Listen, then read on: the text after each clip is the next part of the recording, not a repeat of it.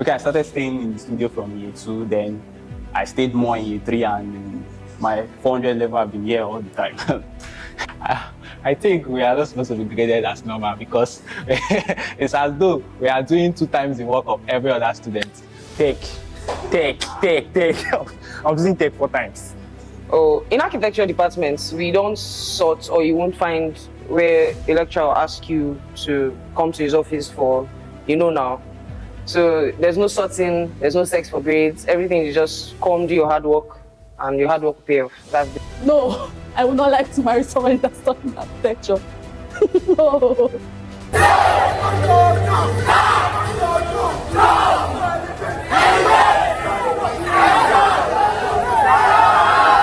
Over and again, architecture tops the chart for being the hardest course in the university, and people that don't study architecture don't really know why it keeps on topping the charts. One thing I wished while I was in school that somebody had done for me was to do a video or a documentary of people that have actually studied architecture and tell me what their experiences were like. And so in the final year of my studies, I took upon the responsibility of doing a documentary where I and my classmates share our experiences, so that whether you want to study architecture or you're just an architecture enthusiast, you get to know how architects and architecture students are being groomed. And this one is taking place in the Rivers State University, located in Rivers State, Nigeria. My name is Archi. My name is Tamnotoye Ipalibo. Michael Solumo. Okay, my name is Obudu Archi David. Baribe Felaki Kamene. My name is Undubisi Increase. I'm Hart Isabella. My name is Deborah Ibiaochi. Okay, so my name is Leki Amelebe Baridobi. My name is Nube Olika, also known as Leki. My name is Solomon Happiness Chiba. Because architecture is actually fun. If you actually planned on doing it and you set your mind to it, you will have it fun throughout. I won't say that you give up so easily. Me personally, I felt like giving up, but when your sponsor are not ready to give up and you want to give up, and from that kind of background, I can't just cut it off. So definitely, I'll say she just hold on. There's always that narrow way I can meander out of it. So never have it in mind of giving up. For my year 1, year 2, it's very difficult, particularly in year 3. But if you can just hold your ground, definitely you cut through it. I will tell them to take their dream seriously because it's a good course, regardless of the fact that I'm going to take a different path if I was being chosen. I will tell them to take it seriously. It's an interesting course. It's very, very lucrative, and it's a creative course too. So I will tell them to go for it. But they should know that what they're in for is something quite serious. One of the reasons why we're doing this documentary is to give a pointer to other people that are going to come and do architecture. So they don't just hear stories. They listen to people who have passed through the thing 4 years, actually. Do you understand? So that's one thing I'll tell them. Get actual real life experience. 2, have a sponsor. I'm not saying have a parent that has money. A sponsor. Because there's no between parent and sponsor. Sponsor is always there. Your parents can be your sponsor. I'm just trying to let you know that you need money. Because sometimes you save up money and use it to do jury. Normally, jury is stressful and you're supposed to chill after doing jury. But after jury, you now realize that the money you're supposed to use and chill, you use it for jury. So there's a lot of money, sleepless nights, and stress that goes into doing architecture. So you need to just prepare your mind. And lastly, you just need to know that you have to have this resilient spirit while doing architecture. You cannot be somebody that easily gives up and do architecture. That's why I did not really make it in this. Okay, I basically did architecture because of the influence from my technical drawing teacher in secondary school.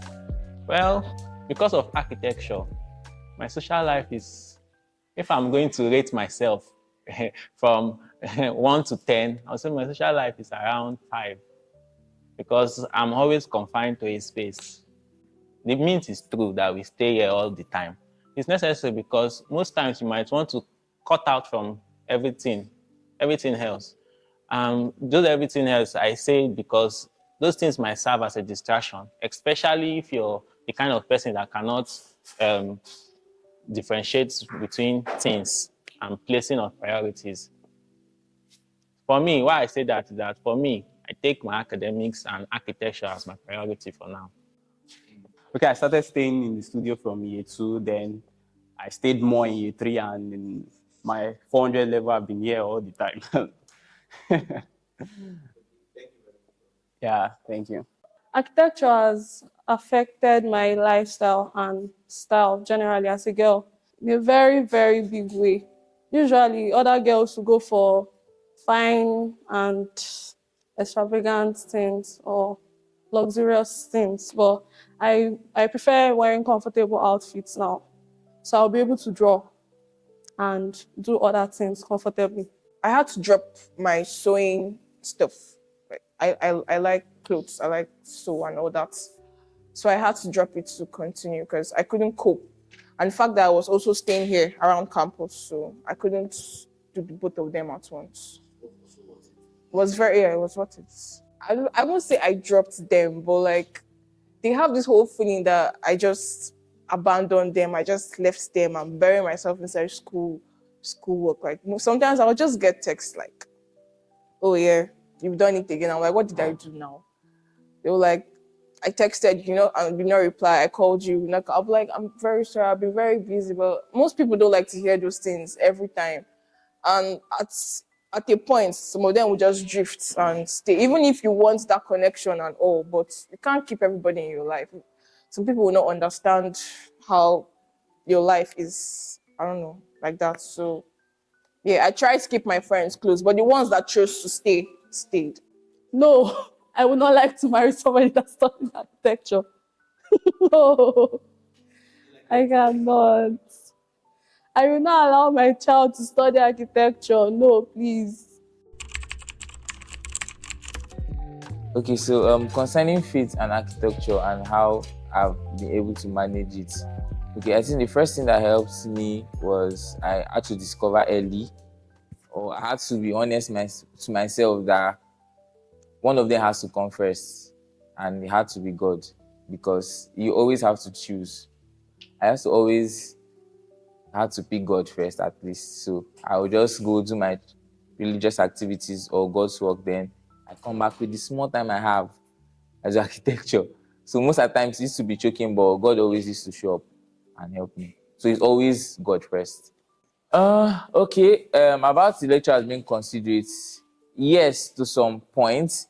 I think them considering you is dependent on the kind of students that you are. You get, so if they know that you're somebody that used to do good work and maybe you didn't meet up with time, they can give you benefit of that. Like, okay, if you had more time or maybe something came up or stuff. So them being considered depends on you as a person. A bad experience. I think the other one I could recall was even quite recently. It was in a jury, design jury. Lecturer's name is Architect. What is it? You said I should. You said I should mention the guy. I fear no man. Actually, this lecturer spotted something that was quite significant, and then he took it to a whole other level. Well, I wasn't expecting it, and then I didn't even get a chance to present my design, which I had worked nice tirelessly before. So the first time I cried was in year one. We were having this graphics class with architect Lawson. I don't know if it's Dr. Lawson now, but Lawson. So he said we should do this whole writing ABCD thing. So I went home now. I was already having the best lecturing and all this from school, primary school, secondary school.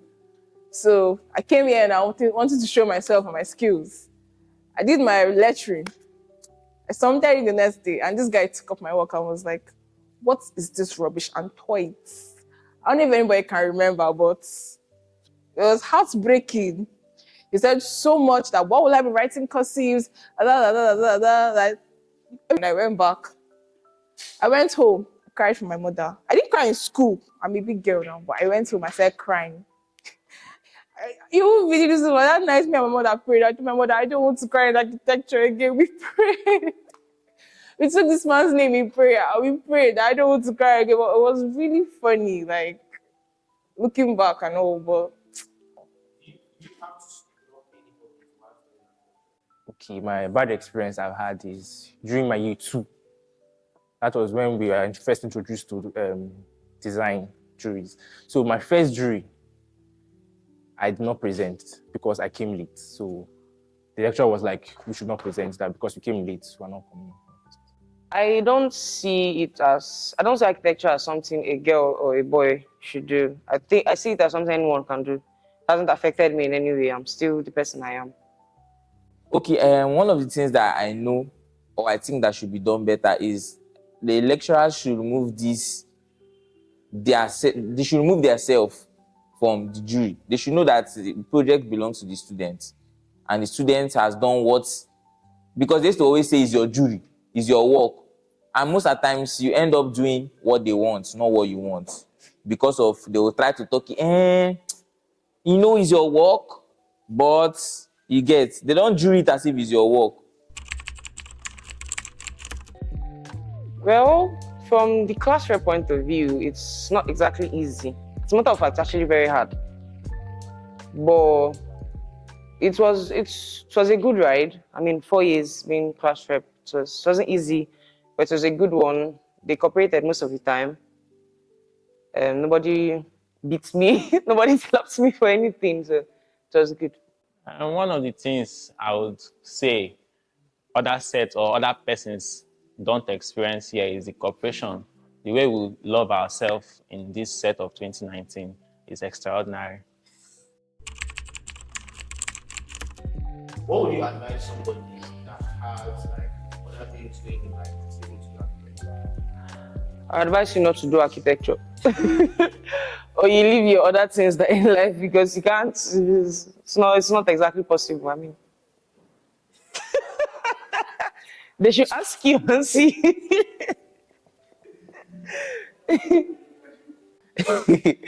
And also another thing that affected like my experience in architecture is my other interest in things like photography, graphic design, content creation. Yeah, so since I just started putting my hands into all those other things, the whole dream changed, yeah. You know, we all plan to make mama proud, but along the lines, when you now start seeing like inadequacies in your life, not being able to meet up like deadlines, when you have like lecturers that don't care about your excuses, and I don't really think I could cope with that.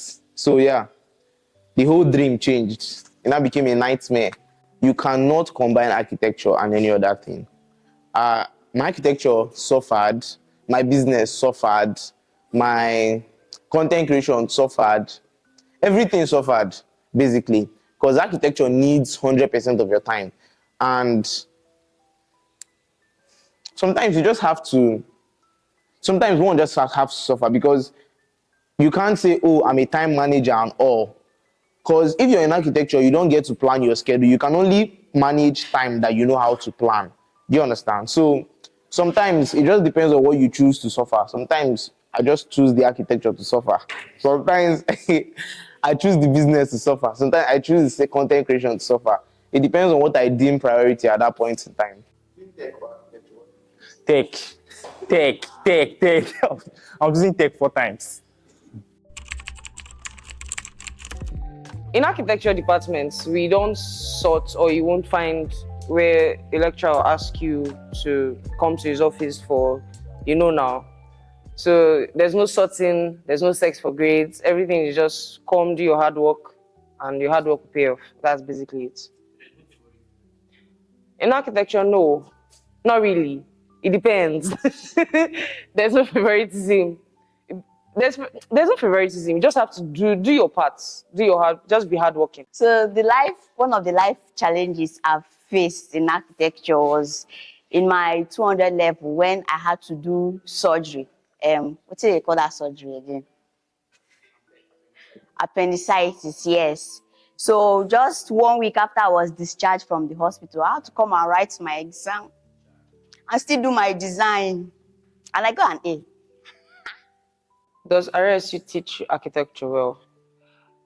Yes, I would say it does because I've heard stories from other schools and how their departments are and how the relationship they have with their lecturers. In RSU, departmental lecturers are actually friendly, they're nice, they're welcoming. If you have any question, you don't hesitate to ask them. They'll answer, they'll reply, they'll answer you. Like the practical side of architecture, rating it, I'll give it a 4 in RSU. I feel like for courses, we have a lot of courses where it's not just teaching the theoretical parts. Like students will actually understand better if they're taking to sites or if they're seeing it. So in courses like construction, I think students actually taking to site, let them learn setting out, let them learn pegging and all those things that come with it. Shouldn't just be theoretical. Techniques in architecture at this moment, if you rate it, how would you rate it in a class with that? You know that my mother will watch this thing.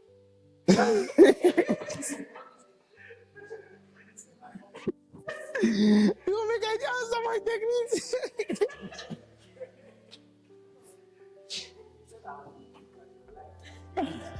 Okay, I think I'll rate